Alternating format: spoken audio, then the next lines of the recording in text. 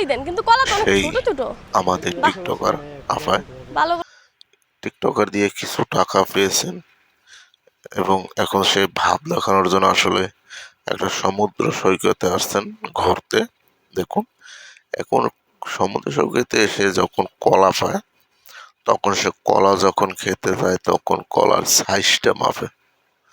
আসলে উনি যে যে জেনুইন কলা, বড় ছোট মাঝারি কলা খাওয়ার যে অভ্যাস ছেলেদের, যে কলা, সেই কলা খাওয়ার যে অভ্যাস, সেই কলা খাওয়ার অভ্যাস তো উনি বলতে পারবেন না।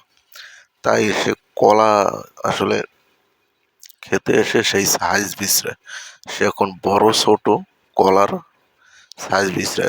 মামাকে জিজ্ঞেস করে যে কলা এত ছোট কেন?